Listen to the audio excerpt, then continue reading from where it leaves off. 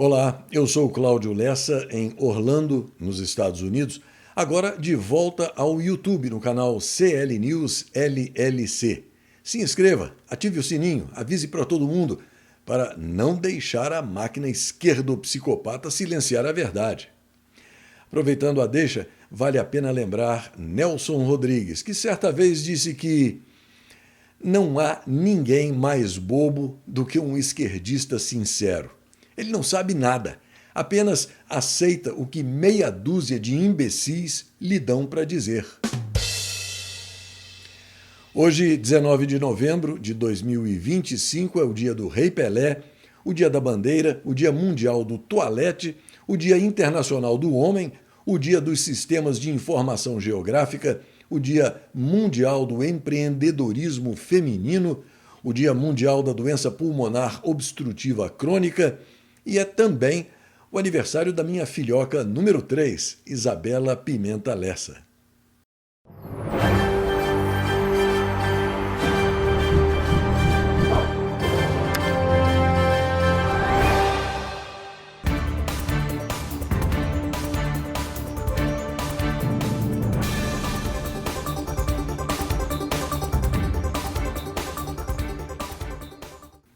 Os indicadores financeiros mostram recuo do dólar, euro e bolsa de valores, elevação do Bitcoin, IPCA e Selic na mesma e alta do grama do ouro.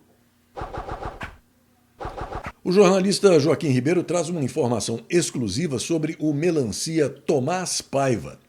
A notícia é de que o comandante do Exército Brasileiro de Cortadores de Grama, Pintores de Meio-Fio e distribuidores de hot dogs em festinhas populares promovidas pelo desgoverno Petralha de ocupação, deverá antecipar a aposentadoria dele. E a saída dele poderá gerar uma reviravolta na cúpula do Exército do Fazendão. Vamos aguardar os próximos capítulos dessa novela.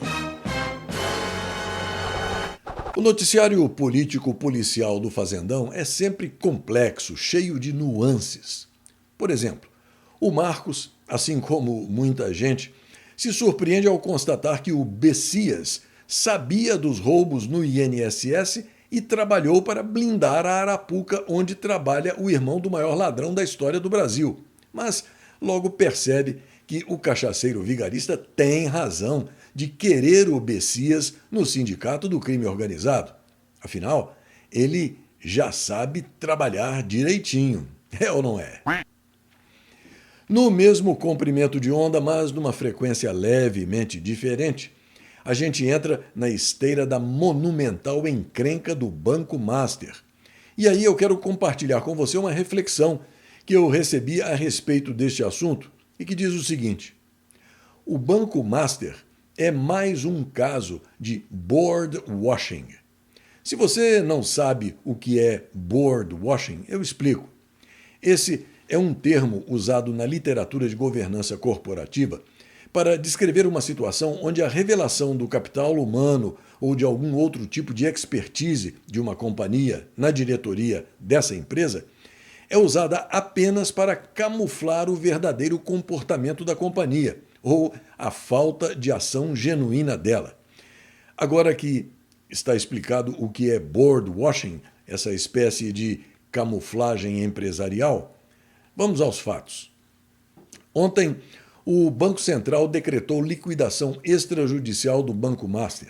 62 bilhões de reais em depósitos, 12 bilhões de reais em fraudes. O CEO foi preso tentando fugir para Malta. Uns dizem que era para Paris, outros dizem que era para Dubai. Enfim, o importante é refletir sobre a estrutura de governança corporativa que existia no Banco Master. Quem supervisionava o Banco Master? A estrutura interna era composta pelo CEO, Daniel Vorcaro, esse aí da foto, que está preso, pelo acionista controlador, Daniel Vorcaro, pelo futuro presidente do conselho na hipótese de venda do Banco Master ao BRB, Daniel Vorcaro, conselheiros independentes identificados, 0, controladores no board, 3 sócios, ex-administradores listados, 5 executivos, Separação real entre propriedade e gestão? Nenhuma.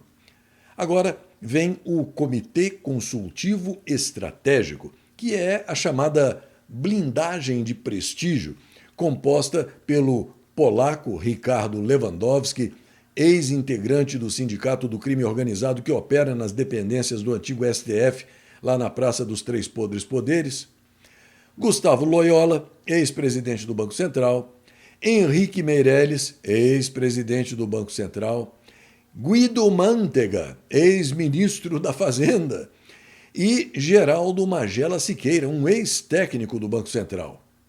Como consultores e conexões, aparecem o vampiro da dosimetria, Michel Temer, ex-presidente da República, contratado para abrir portas, e o escritório Barsi de Moraes, da família do satânico psicopata golpista, no meio de campo da representação jurídica. Pois muito bem, enquanto isso, 12 bilhões de reais em carteiras de crédito falsas eram emitidas. Os CDBs, os certificados de depósito bancário, pagavam ou prometiam pagar 140% do CDI, o certificado de depósito interbancário, ou seja, 40% acima do mercado, algo completamente irreal, pior do que um conto do vigário. E o banco ainda tomava 4 bilhões de reais emprestados do próprio fundo garantidor. Mas ninguém no comitê estratégico perguntou nada.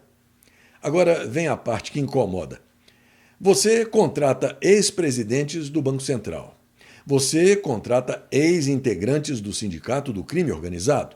Você contrata ex-presidentes da República. Você patrocina eventos luxuosos em Londres com a presença dessas figurinhas carimbadas. E mesmo assim, ninguém vê. Ou ninguém quer ver. Ou todos sabem exatamente o que está acontecendo. Agora, pense um pouquinho e responda. Quantas empresas que você conhece têm exatamente essa estrutura? O CEO, que é o dono, o conselho composto por sócios e executivos da casa, o tal comitê estratégico recheado de ex-autoridades que dão prestígio, mas que não questionam. Uma governança corporativa que só existe no PowerPoint e no relatório anual. Veja, o board washing, ou camuflagem empresarial, não é exceção no Brasil, é epidemia. As empresas criam estruturas de governança para parecer sérias e não para funcionar. Contratam notáveis para cumprir formalidades, não para questionar. O Banco Master não inventou isso, ele apenas foi pego com a boca na botija. A diferença entre um conselho real e um conselho decorativo não está no currículo dos conselheiros ou na quantidade de ex-autoridades no comitê. Está em 3 perguntas que ninguém quer fazer. Quem realmente toma as decisões nesta empresa? Existe alguém com independência para dizer não ao controlador? E este conselho supervisiona ou apenas homologa? O Banco Master tinha conselho, comitê estratégico, ex-ministros, ex-presidentes do Banco Central, ex-presidente da República. O problema é que era só radioteatro. E preste atenção, hein? Se você olhar ao seu redor, você vai perceber que não está sozinho no palco. A essa altura, a pergunta que não quer calar é: o banqueiro Daniel Vorcaro vai ser solto? E quem vai fazer isso? O André Marcília comenta essa possibilidade. A prisão do dono do Banco Master precisa nos acender um alerta, não apenas em razão da fraude bilionária, mas também em razão de quem vai ser o responsável por soltá-lo caso ele seja solto, porque ele tem relações poderosíssimas, inclusive com membros de todos os poderes. A imprensa está cansada aí de noticiar e dizer quem são as pessoas com quem ele tem contato no legislativo, no executivo e até, claro, no judiciário. Então, quem vai soltá-lo? Tomara que ele não seja solto, tomara que ele fale, que haja uma delação. Mas como a delação dele pode derrubar a República, pode derrubar muita gente importante, a grande pergunta é: quem vai ser o responsável por soltá-lo? Sobretudo se esse caso bater as portas daqui a pouco do STF. A Câmara aprovou a 6ª versão do projeto de lei antifacção do deputado Guilherme Derrite, do que está sendo considerada uma derrota do desgoverno Petralha de ocupação. A proposta endurece as penas para organizações criminosas e já percebidas como narcoterroristas, como o Comando Vermelho e o Primeiro Comando da Capital, mas não há equiparação legal dessas facções com o terrorismo. Foram 370 votos favoráveis, 110 contrários e 3 abstenções. Os congressistas aprovaram também o destaque que acaba com a possibilidade de presos votarem nas eleições.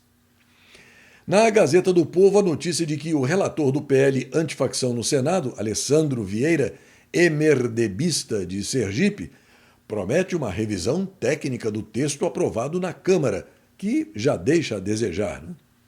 Mau sinal.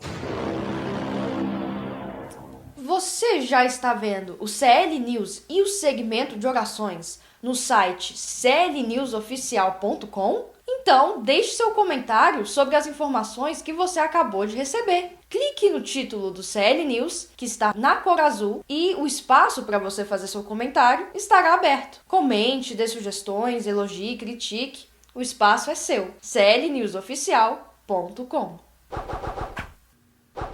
Na Gazeta Brasil, a notícia de que o dólar encerrou o pregão desta quarta-feira em alta de 0,38%, cotado a R$ 5,3380, enquanto o Ibovespa, o principal índice da Bolsa de Valores do Fazendão, registrou queda nos últimos minutos do dia. Na véspera do feriado do Dia de Consciência Negra, os investidores direcionaram as atenções para os Estados Unidos, acompanhando de perto a ata da última reunião do Federal Reserve, o Banco Central norte-americano, divulgada às 16h, horário de Brasília. O documento mostrou que o Comitê Federal de Mercado Aberto estava dividido ao decidir reduzir a taxa básica de juros, evidenciando incerteza sobre possíveis ajustes na próxima reunião em dezembro. A ata indicou que o último corte de juros ocorreu sob pressão da inflação e que diretores ainda divergem sobre manter ou reduzir novamente a taxa. Além disso, o mercado aguarda o relatório oficial de empregos, que será divulgado amanhã, que é considerado um dos principais indicadores da saúde econômica norte-americana. O atual presidente do INSS, Gilberto Waller Jr., tem mais é que coçar a cabeça para resolver essa encrenca. Ele informou que existem cerca de 763 mil empréstimos consignados ativos que foram feitos em nome de menores de idade, com valor médio das operações em torno dos R$16 mil. Cerca de 12 bilhões de reais foram liberados em contratos considerados ativos, pagos mediante descontos em benefícios destinados a crianças e adolescentes que não são capazes de reclamar. Embora o INSS tenha revogado a norma que permitia esse tipo de operação no mês de agosto, os contratos já tinham sido firmados. Gilberto Waller assumiu o comando do órgão após a demissão de Alessandro Stefanuto, preso em meio ao escândalo dos descontos indevidos em benefícios de aposentados e pensionistas. Na revista Oeste, a informação de que o Instituto Nacional de Meteorologia emitiu 2 alertas de chuvas intensas e acúmulo de precipitação para os estados do Amazonas, Pará e para parte do litoral da Bahia. Na região norte, o alerta laranja atinge o sudoeste e o sudeste paraense, além do centro, sudoeste, sul e norte amazonense. O Baixo Amazonas também está em alerta. Para essas regiões, o INMET prevê chuvas entre 30 e 60 milímetros por hora ou 50 e 100 milímetros por dia, e ventos intensos, entre 60 e 100 quilômetros por hora. O Instituto também alertou para o risco de corte de energia elétrica, queda de árvores e alagamentos, além de descargas elétricas. O alerta é válido até às 10 horas de amanhã, dia 20. O segundo alerta do INMET atinge o Sul, o Nordeste, o Centro-Norte e o Centro-Sul baiano, além da região metropolitana de Salvador. O alerta vale até às 6 da tarde de amanhã, dia 20. A Petrobras teve 90 gigabytes de dados confidenciais roubados em um ataque hacker. A empresa investiga o caso. Ao portal Tecmundo, o grupo Everest afirmou que o vazamento de mais de 176 gigabytes ocorreu via credenciais da SA Exploration. A Petrobras confirmou a exposição indevida de dados por parte de empresa contratada. Uma startup criou um escudo para proteger os astronautas e satélites do lixo espacial. Com um número crescente de satélites e de objetos espaciais sendo lançados, a startup está oferecendo escudos protetivos contra detritos hipersônicos. Se você aprendeu alemão como eu, sabe falar As Aftas arden doem, Hemorrhoide sieden.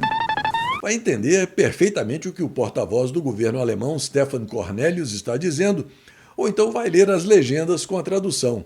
Mas, desburocratizando, ele disse que o chanceler da Alemanha não vai se desculpar pela fala a respeito de Belém e negou que a fala dele vai afetar as relações com o fazendão. Die Bemerkung bezog sich im Kern auf den Wunsch der Delegation nach einer sehr anstrengenden Nachtflug und einem langen Tag in Belem auch die Rückreise wieder anzutreten. Und wenn der Bundeskanzler sagt, wir leben in einem der schönsten Länder der Welt, heißt das nicht, dass andere Länder nicht auch sehr schön sind. Aber ich glaube, dem deutschen Bundeskanzler steht es ganz gut an, wenn er Deutschland auch als eines der schönsten Länder der Welt bezeichnen darf. Zusatz? Darf ich nochmal nachfragen? Das war jetzt aber noch keine Antwort auf die Frage, ob A, er sich entschuldigt, wozu er aufgefordert worden ist, und B, ob Sie einen Schaden in den Beziehungen sehen. Zweimal nein. Na era da informação digital não existe muita coisa que consiga ficar escondida por muito tempo. O jornalista venezuelano Casto Ocando revelou que um grupo significativo de generais venezuelanos estaria preparando documentação e contas bancárias para enviar os membros da família para o Brasil sob a proteção do presidente dos traficantes, o maior ladrão da história do Brasil, antes que eles mesmos deixem a Venezuela e se mudem para o fazendão quando houver o colapso total do narco-regime do podre Nicolás Maduro. Enquanto isso, o presidente dos Estados Unidos, Donald Trump, intensificou reuniões sobre o futuro do podre narcoditador venezuelano Nicolás Maduro. Paralelamente, a Casa Branca e o Palácio de Miraflores mantêm negociações informais autorizadas pelo norte-americano. Segundo o jornal The New York Times, Maduro ofereceu renunciar depois de uma transição de 2 a 3 anos, mas os Estados Unidos recusaram. Além disso, o venezuelano também prometeu ampliar o acesso de empresas norte-americanas às reservas de petróleo. Segundo o jornal nova-iorquino, a proposta de Maduro está em análise. No meio de toda essa tensão com os Estados Unidos, o presepeiro narcoditador Maduro declarou que Jesus Cristo é o Senhor e o dono da Venezuela. O primeiro-ministro de Israel, Benjamin Netanyahu, pediu que o grupo terrorista Hamas seja expulso de Gaza depois de uma votação da ONU. O Conselho de Segurança das Nações Unidas aprovou uma resolução para implementar as próximas etapas do plano dos Estados Unidos no território palestino, depois que o cessar-fogo foi aprovado em outubro. Enquanto isso, a bandidagem terrorista reage. As facções armadas palestinas rejeitam o plano da ONU e defendem o direito delas à autodefesa. A reação foi divulgada depois que a Organização das Nações Unidas aprovou uma resolução para a região seguindo a linha do cessar-fogo idealizado pelo presidente norte-americano Donald Trump. O estado do Texas classificou um grupo islâmico dos Estados Unidos como organização terrorista internacional. O governo texano, liderado pelo republicano Greg Abbott, classificou o Council on American Islamic Relations como uma organização terrorista internacional, decisão que inclui a proibição de compra de terras no estado e autoriza ações judiciais para encerrar as operações da entidade. E, na Argentina, a justiça confiscou 20 propriedades pertencentes a Cristina Fernández de Kirchner e à família dela. A medida faz parte da condenação da ex-presidente por fraude em um esquema de obras públicas conhecido como o Escândalo dos Cadernos. Neste dia 19 de novembro, em 1493, Cristóvão Colombo desembarcava em uma ilha chamada Borinquen, que ele tinha visto pela primeira vez no dia anterior, chamando-a de São João Batista, e que hoje é conhecida como Porto Rico. Em 1889, o governo provisório brasileiro baixava os primeiros decretos, regulamentando a bandeira, o brasão de armas, o hino e o selo da República. Em 1906, era comemorado pela primeira vez o Dia da Bandeira. Em 1959, a Ford Motor Company anunciava o fim da produção do impopular automóvel Edsel. Em 1969, os astronautas da Apollo 12, Pete Conrad e Alan Bean, pousavam no Oceanus Procellarum, ou Oceano das Tormentas, se tornando o terceiro e o quarto seres humanos na Lua.